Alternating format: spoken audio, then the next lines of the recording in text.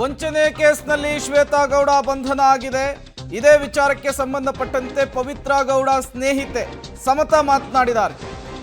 ಶ್ವೇತಾಗೂ ನನಗೂ ಯಾವುದೇ ರೀತಿಯ ಸಂಬಂಧ ಇಲ್ಲ ಅಂತೇಳಿ ಸ್ಪಷ್ಟನೆ ಕೊಟ್ಟಿದ್ದಾರೆ. ಪಬ್ಲಿಕ್ ಟಿವಿಗೆ ಶ್ವೇತಾ ಗೆಳತಿ ಸಮತಾ ಹೇಳಿಕೆಯನ್ನು ಕೊಟ್ಟಿರುವಂಥದ್ದು. ವರ್ತೂರು ಪ್ರಕಾಶ್ ಸ್ನೇಹಿತೆ ಶ್ವೇತಾ ಗೌಡಳಿಂದ 2.5 ಕೋಟಿ ರೂಪಾಯಿ ವಂಚನೆಯ ಆರೋಪ. ಇದಕ್ಕೆ ಸಂಬಂಧಪಟ್ಟಂತೆ ಅವರ ಬಂಧನ ಕೂಡ ಆಗಿದೆ. ಈ ಹಿಂದೆ ಪವಿತ್ರ ಗೌಡ ಜೈಲಿನಲ್ಲಿದ್ದಾಗ ಸಮತಾ ಜೊತೆಗೆ ಈ ಶ್ವೇತಾ ಗೌಡ ಹೋಗಿ ಪವಿತ್ರ ಗೌಡ ಅವರನ್ನು ಮಾತನಾಡಿಸಿದಂತಹ ವಿಚಾರ, ಅದಕ್ಕೆ ಸ್ಪಷ್ಟನೆ ಕೊಡುವಂತಹ ಕೆಲಸ ಮಾಡಿದ್ದಾರೆ. ಪ್ರಕರಣದಲ್ಲಿ ನಿಮಗೆ ಗೊತ್ತಿರೋಂಗೆ 17 ಜನ ಅರೆಸ್ಟ್ ಆದರೂ ನಂತರದಲ್ಲಿ ಪವಿತ್ರ ಗೌಡ ಕೂಡ A1 ಆರೋಪಿಯಾಗಿರುವಂಥದ್ದು. ಈಗ ಬಿಡುಗಡೆ ಕೂಡ ಆಗಿದ್ದಾರೆ. ನೀವಿಬ್ಬರು ತುಂಬ ಕ್ಲೋಸ್ ಅನ್ನೋದು ಆವಾಗಿದ್ದಂಥ ಮಾಹಿತಿ. ಮೊದಲಿಗೆ ಪವಿತ್ರ ಗೌಡ ನಿಮ್ಮ ಫ್ರೆಂಡ್ಶಿಪ್ ಯಾವತ್ತಿಂದ ಮೇಡಮ್? ಈಗ ಮತ್ತು ಈ ಕೊಲೆ ಪ್ರಕರಣ ಸಂಬಂಧಪಟ್ಟಾಗ ನಿಮ್ಗೆ ಏನಾದರೂ ಮುಂಚೆನೇ ಹೇಳ್ಕೊಂಡಿದ್ರೆ ಹೇಗೆ? ಇಲ್ಲ ಸರ್, ಈ ಪ್ರಕರಣದ ಬಗ್ಗೆ ಏನೂ ಹೇಳ್ಕೊಂಡಿಲ್ಲ ಅವರು. ಪವಿತ್ರ ನನಗೆ ಹಳೆ ಫ್ರೆಂಡೇನೆ, ಬಟ್ ಒಂದು 2-3 ಇಯರ್ಸಿಂದ ನಾವಿಬ್ಬರು ವಿ ಆರ್ ಕ್ಲೋಸ್ ಎನಫ್. ಮಕ್ಕಳಿಗೋಸ್ಕರ ಮಕ್ಕಳ ಜೊತೆ ಓಡಾಡೋದು ಎಲ್ಲ ಮಾಡ್ತಿದ್ವಿ, ಸೇಮ್ ಏಜ್ ಕಿಡ್ಸ್ ಇರೋದ್ರಿಂದ. ಅಷ್ಟು ಬಿಟ್ಟರೆ ಈ ಇನ್ಸಿಡೆಂಟ್ ಬಗ್ಗೆ ಯಾವತ್ತೂ ಏನೂ ಡಿಸ್ಕಷನ್ ಆಗಿಲ್ಲ ಸರ್. ಇನ್ಫ್ಯಾಕ್ಟ್ ಮುಂಚೆ ದಿನ ಒಟ್ಟಿಗೆ ಇದ್ವಿ, 2-3 ಡೇಸ್ ಮುಂಚೆನೂ ಒಟ್ಟಿಗೆ ಇದ್ವಿ. ಸೊ ಅಂಥ ವಿಷಯ ಏನೂ ಬಂದಿಲ್ಲ. ಪೊಲೀಸರ ತನಿಖೆ ವೇಳೆಯಲ್ಲಿ ನಮಗೆ ಸಿಕ್ಕಂಥ ಮಾಹಿತಿ ಪ್ರಕಾರ ಪವಿತ್ರ ಗೌಡ ಸಮತಾ ಹತ್ರ ಆತ ಕಿರುಕುಳ ಕೊಡ್ತಾ ಇದ್ದಂತು, ಮೆಸೇಜ್ ಮಾಡ್ತಾ ಇರುವಂಥದ್ದು, ಈ ವಿಚಾರವಾಗಿ ಸಮತಾ ಹತ್ರ ಹೇಳ್ಕೊಂಡಿದ್ರು ಅನ್ನೋ ಮಾಹಿತಿ ಇರುವಂಥದ್ದು. ಇಲ್ಲ ಸರ್, 100% ಇಲ್ಲ. ಕೆಲವೊಂದು ಮೆಸೇಜಸ್ ಬಗ್ಗೆ ಬೇಜಾರು ಮಾಡ್ಕೊಂಡಿರೋದಿದೆ.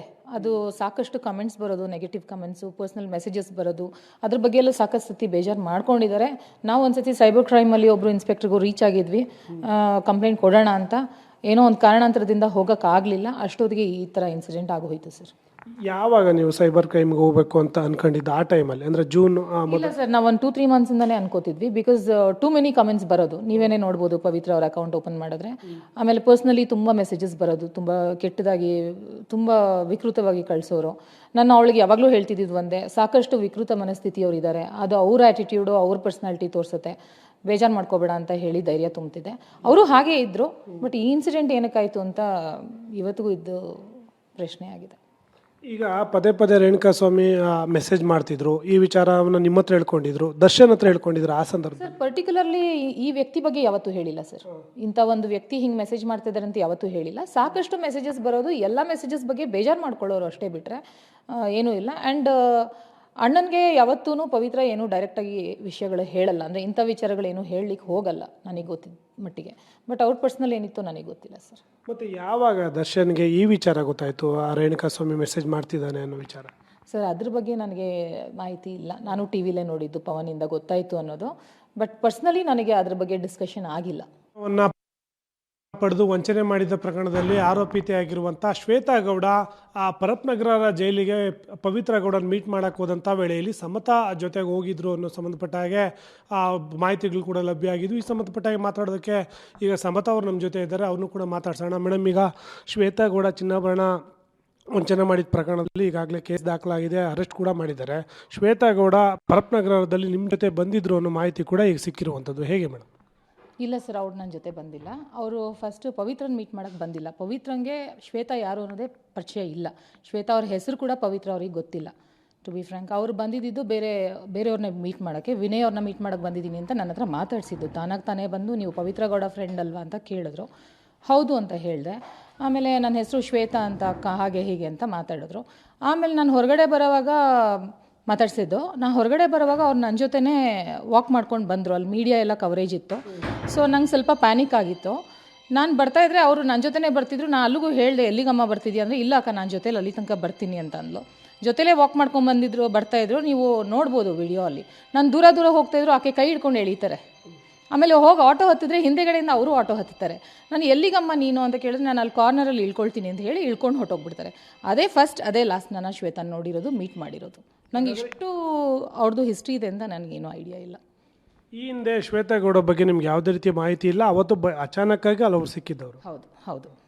ಆಮೇಲೆ ಗೊತ್ತಾಯಿತು ವಿನಯ್ ಅವ್ರಿಗೂ ಅವ್ರ ಪರಿಚಯ ಇಲ್ಲ, ವಿನಯ್ ಅವ್ರ ಕಾಮನ್ ಫ್ರೆಂಡ್ ಜೊತೆ ಹೋಗಿದ್ದಾರೆ ಅಂತ ಆಮೇಲೆ ಗೊತ್ತಾಯಿತು ನನಗೆ. ಆಮೇಲೆ ನಂದು ವಿಡಿಯೋ ಯಾವಾಗ ವೈರಲ್ ಆಯಿತು ಅವಾಗ ಸಾಕಷ್ಟು ಜನ ಫೋನ್ ಮಾಡಿ ಹೇಳಿದ್ರು, ಅವಳು ದೊಡ್ಡ ಫ್ರಾಡ್ ಇದ್ದಾಳೆ, ಅವಳದೇನೇನೋ ತುಂಬ ನೆಗೆಟಿವ್ಸ್ ಇದೆ ಅನ್ನೋ ಥರ, ಯಾಕೆ ಅವಳ ಜೊತೆ ಹೋದೆ ಅಂತ. ನನಗೆ ಗೊತ್ತಿರಲಿಲ್ಲ ಅಂತ ಇದೇ ನಾನು ಅವರಿಗೂ ಹೇಳಿದೆ ಸರ್. ಆ್ಯಂಡ್ ಈಗ ಹೊಸದಾಗಿ ನ್ಯೂಸ್ ಬೇರೆ ಈ ಥರ ಓಡಾಡ್ತಿದೆ. ಈಗ ಶ್ವೇತಾ ಗೌಡ 2.5 ಕೋಟಿ ಚಿನ್ನ ಪಡೆದು ವಂಚನೆ ಮಾಡಿದ್ದಾರೆ. ಈ ಹಿಂದೆ ಅವ್ರ ಮೇಲೆ ಯಲಹಂಕ, ಬಾಗಲಗುಂಟೆ ಇಲ್ಲೆಲ್ಲ ಕೇಸ್ ಆಗಿದೆ. ಈ ಬಗ್ಗೆ ಏನು ಮಾಹಿತಿ ಇತ್ತು ನಿಮಗೆ? ಇಲ್ಲ ಸರ್, ಬಗಲ್ಗುಂಟೆಲಿ ಕೇಸ್ ಆಗಿದೆ ಅನ್ನೋದು ನನಗೆ ಗೊತ್ತು. ನಮಗೆ ಗೊತ್ತಿರೋ ರಿಲೇಟಿವ್ ಒಬ್ರದ್ದೇನೆ ಕೇಸ್ ಆಗಿದೆ ಅಂತ ಆಮೇಲೆ ನನಗೆ ಗೊತ್ತಾಯಿತು. ಯಲಹಂಕಲ್ಲೂ ಕೇಸ್ ಆಗಿದೆ ಅನ್ನೋದು ಗೊತ್ತಾಯಿತು. ಇವಾಗ ನ್ಯೂಸ್ ಎಲ್ಲ ನೋಡಿದಾಗ ಗೊತ್ತಾಗ್ತಾ ಇದೆ ಇನ್ನೂ ಸಾಕಷ್ಟಿದೆ ಅಂತ.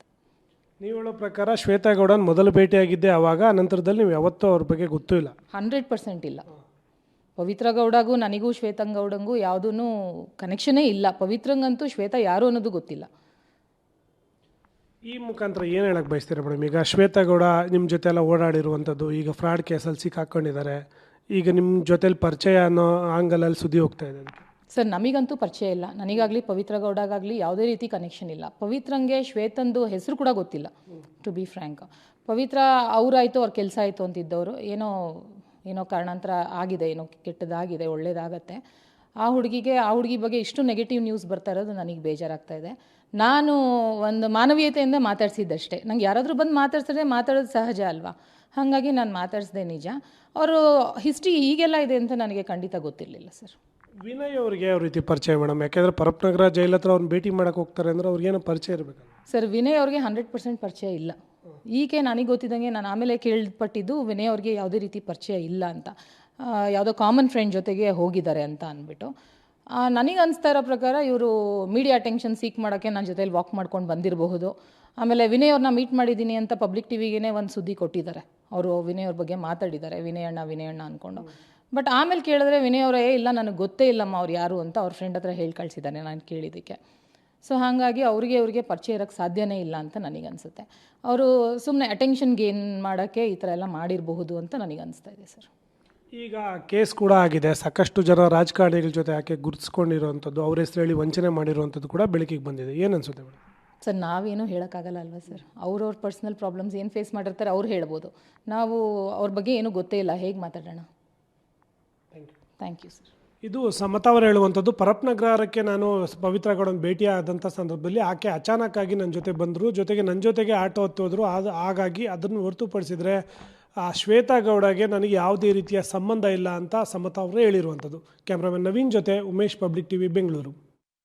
ಈ ಶ್ವೇತಾ ಗೌಡ ವಂಚನೆ ಕೇಸ್ನಲ್ಲಿ ಅರೆಸ್ಟ್ ಆಗಿದ್ದಾರೆ. ಈ ಹಿಂದೆ ಪವಿತ್ರ ಗೌಡ ಕೊಲೆ ಕೇಸ್ನಲ್ಲಿ ಜೈಲು ಸೇರಿದಾಗ, ಪರಪ್ಪನಾಗ್ರಹಾರದ ಜೈಲಿನಲ್ಲಿದ್ದಾಗ ಅವರನ್ನ ಭೇಟಿ ಆಗಲಿಕ್ಕೆ ಸಮತಾ ಜೊತೆಗೆ ಹೋಗಿದ್ರು ಅನ್ನುವಂತಹ ಆರೋಪ.